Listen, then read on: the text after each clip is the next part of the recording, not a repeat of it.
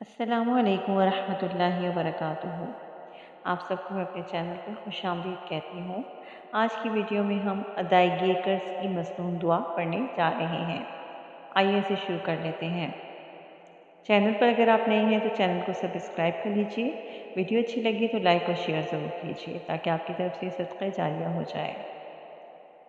اعوذ باللہ من الشیطان الرجیم، بسم اللہ الرحمن الرحیم، اللہم اکفنی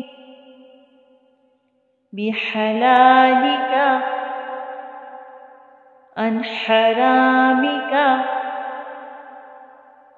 وَأَغْنِنِي بِفَضْلِكَ